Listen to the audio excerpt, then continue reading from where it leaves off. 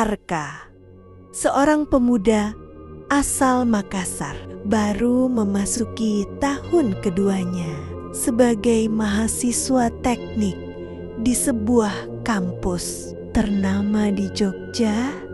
Setiap pagi ia melewati gedung-gedung perkuliahan yang modern, berdinding kaca dan dilengkapi layar digital di setiap ruangan. Lorong-lorong kampus terasa seperti bagian dari kota masa depan. Lantai mengilap, pintu otomatis, serta ruang belajar canggih yang dipenuhi perangkat interaktif.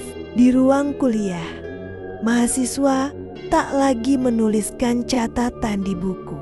Sebagian besar menggunakan tablet, terhubung ke jaringan kampus yang stabil dan cepat. Suasana akademik terasa maju, penuh energi muda, dan seakan tak ada ruang untuk hal-hal yang bersifat mistis.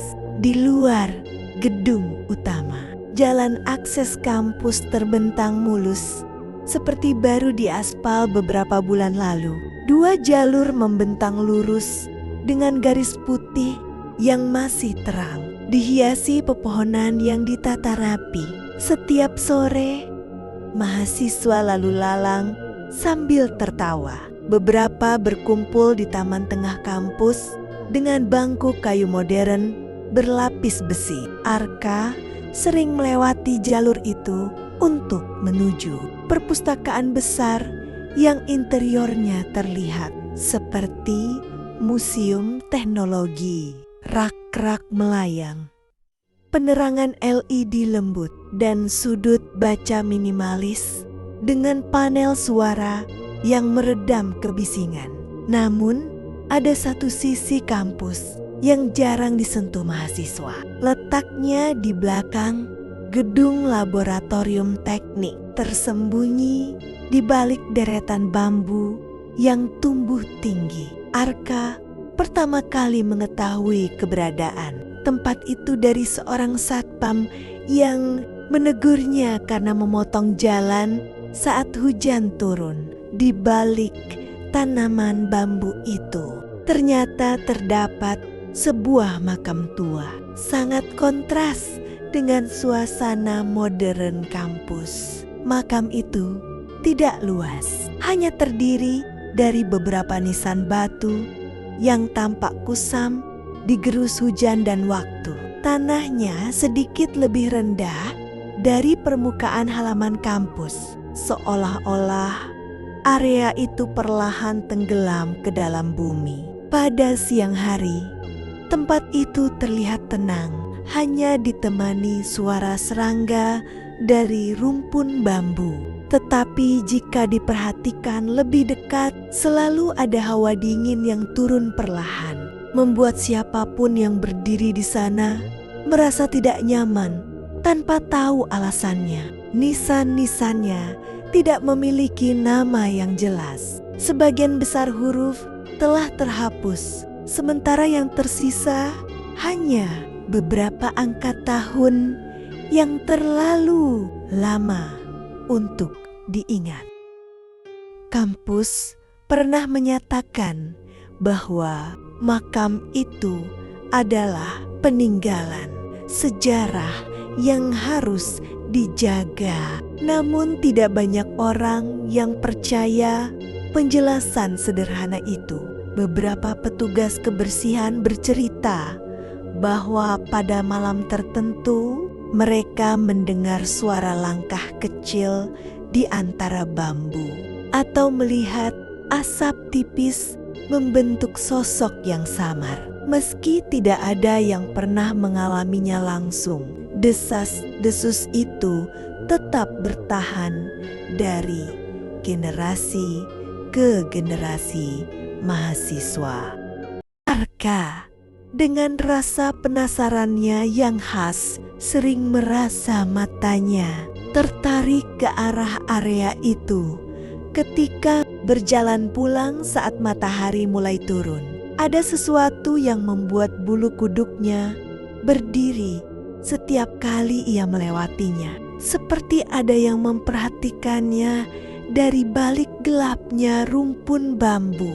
Meski kampusnya dipenuhi teknologi modern dan kemajuan yang terasa di setiap ruangannya, keberadaan makam tua itu menjadi pengingat yang tak terhindarkan bahwa tidak semua hal bisa dijelaskan oleh cahaya terang lampu LED dan layar digital. Di tempat itulah perlahan kehidupan kuliah Arka mulai bersinggungan dengan sesuatu yang jauh lebih tua daripada kampus, bahkan lebih tua daripada kota yang menaunginya. Sebuah misteri yang diam-diam menunggu untuk terungkap.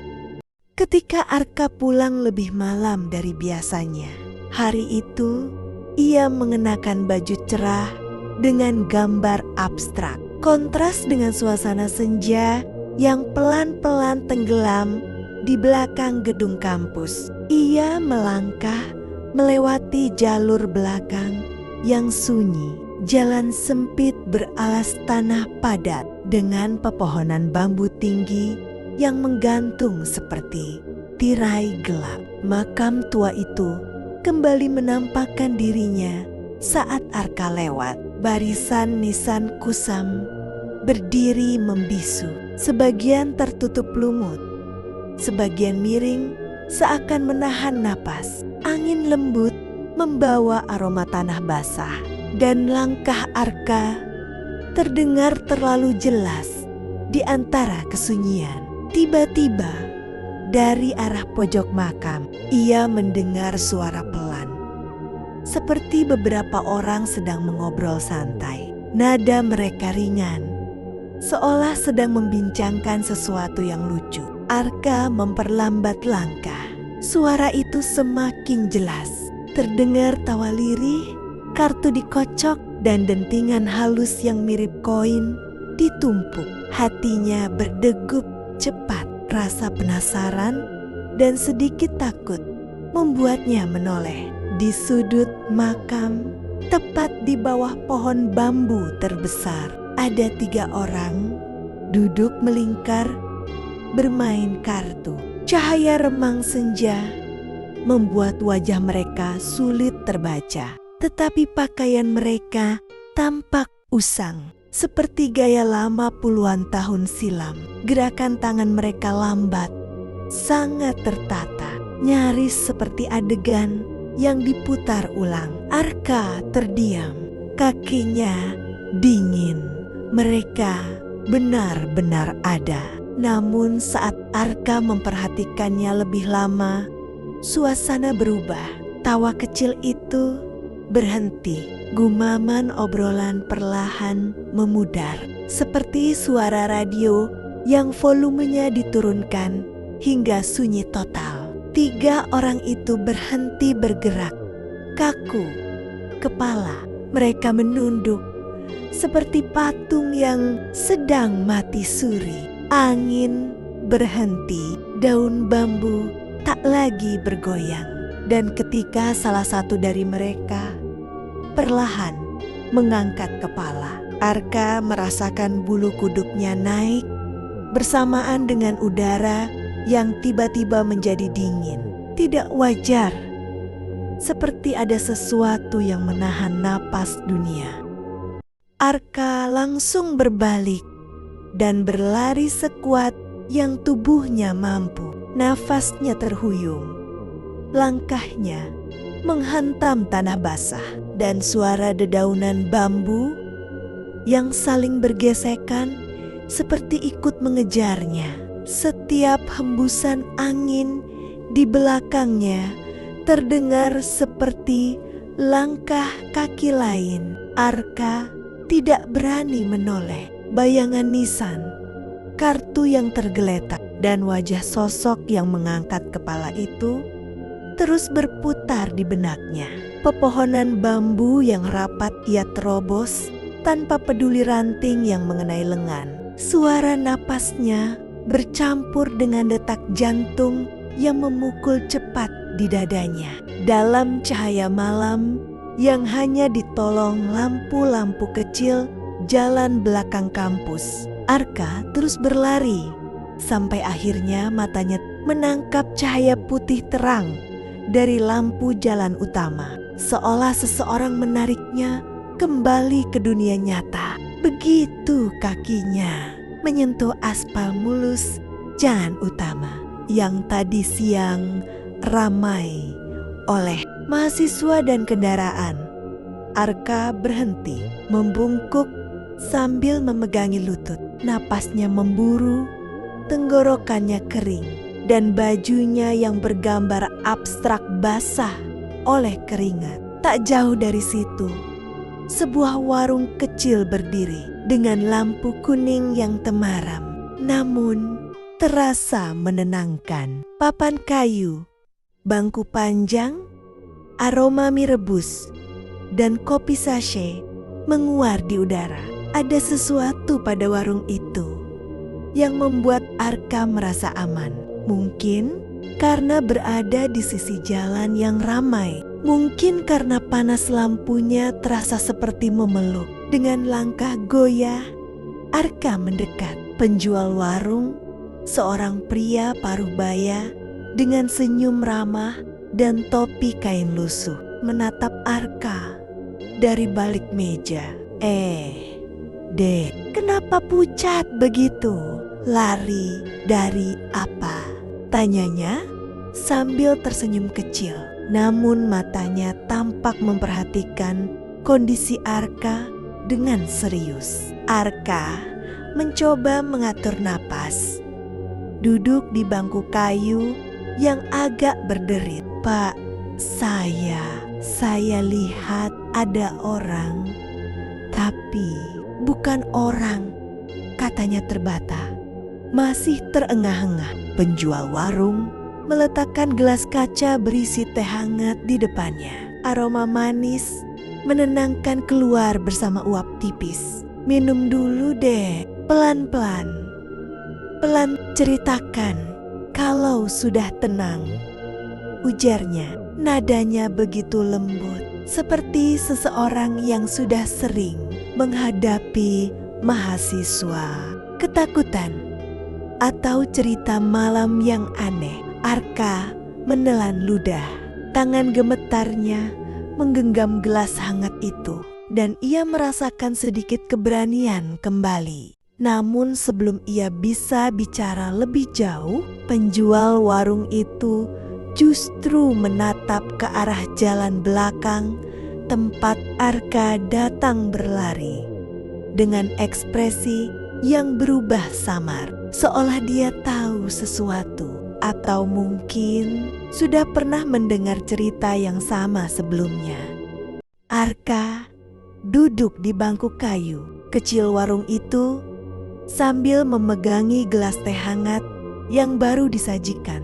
Uapnya naik perlahan, namun tidak cukup untuk mengusir dingin yang masih menggigit dari dalam tubuhnya. Napasnya sudah mulai teratur. Tetapi rasa takut yang merayap di belakang tengkuk belum benar-benar hilang. Tubuhnya masih sedikit gemetar dan kakinya terasa pegal akibat berlari tanpa henti dari pemakaman belakang kampus. Penjual warung itu, seorang pria paruh baya dengan wajah ramah dan mata yang tampak peka, membaca keadaan. Memperhatikan Arka dengan tenang. Di balik keramahannya ada raut penasaran dan kewaspadaan yang tak bisa disembunyikan. Seakan ia sudah sering melihat orang singgah di warungnya dalam keadaan serupa. Arka akhirnya mulai bercerita dengan suara yang masih bergetar. Ia menggambarkan bagaimana ia melewati pemakaman itu saat langit mulai gelap, bagaimana suara orang-orang yang tampak bercanda santai muncul dari sudut yang seharusnya kosong, dan bagaimana ketika ia menoleh, sosok-sosok itu tetap ada, tetapi gerakan mereka kaku, seperti patung yang dipaksa hidup. Dan yang paling membuat darahnya membeku adalah perubahan mendadak. Ketika suara itu berhenti, seolah makhluk yang mengintai baru sadar akan kehadirannya. Arka menceritakan semua dengan runtut, detil, dan jujur.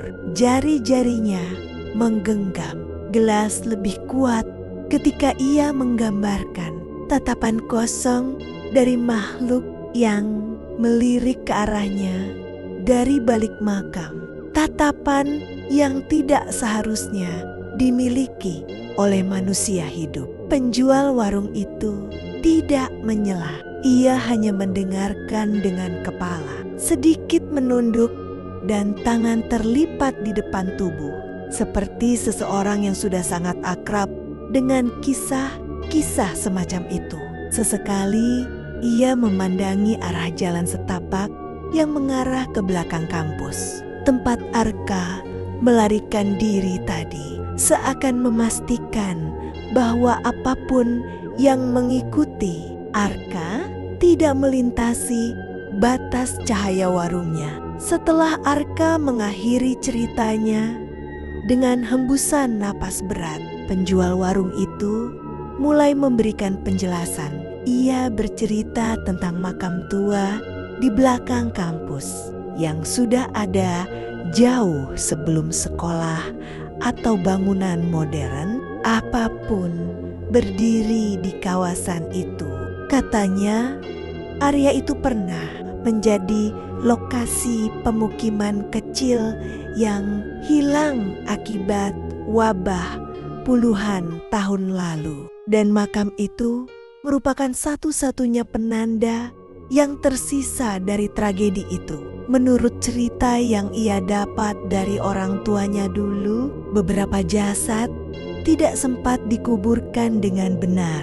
Sebagian diyakini masih berkeliaran, terutama pada malam tertentu, mengulang rutinitas terakhir mereka seperti bayangan masa lalu yang terjebak, seperti orang yang bermain kartu, atau suara tawa yang bukan sepenuhnya manusia. Dia menjelaskan bahwa beberapa mahasiswa pernah mengalami kejadian serupa, terutama ketika melewati area itu sendiri pada malam hari. Ada yang mendengar langkah kaki, ada yang mencium bau tanah basah, ada pula yang merasakan ditatap dari balik nisan yang tak memiliki nama. Arka mendengarkan semua itu dengan tubuh menegang. Perlahan, meski rasa takutnya belum sepenuhnya hilang, ia mulai memahami bahwa kejadian yang dialaminya bukan hal baru, bukan pula hal yang bisa disangkal. Ia hanya beruntung berhasil keluar dari area itu tanpa kehilangan kesadaran atau arah. Warung kecil itu terasa menjadi tempat paling aman malam itu. Cahaya lampunya yang hangat menciptakan batas tipis antara dunia nyata dan sesuatu di luar sana yang tidak sepenuhnya dapat dijelaskan.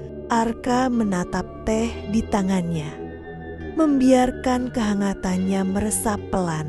Penjual warung itu menepuk bahunya, memberi isyarat bahwa Arka tidak perlu merasa malu ataupun takut sendirian. Ia menyarankan agar Arka tidak melewati area makam itu lagi, terutama ketika hari mulai gelap, bukan karena bahaya fisik, tetapi karena batas dunia yang tipis di tempat itu, yang kadang tidak bisa membedakan mana yang masih hidup dan mana yang seharusnya sudah lama pergi. Arka mengangguk, meresapi setiap kata. Ketika malam semakin kembali tenang dan tubuhnya mulai pulih, ia menatap ke arah kampus yang dari kejauhan terlihat terang dan modern. kontras dengan bayangan kelam di baliknya. Untuk pertama kalinya, Arka menyadari bahwa tempat paling maju pun masih bisa memiliki sudut-sudut gelap yang menyimpan cerita lama. Dengan napas lebih stabil, ia berdiri dan bersiap kembali pulang. Dalam hati, ia berjanji tak akan pernah lewat jalur itu lagi. Cerita pun berakhir, meninggalkan jejak samar bahwa beberapa tempat, semodern apapun lingkungan sekitarnya, tetap saja memiliki sejarah yang tidak ingin sepenuhnya terkubur.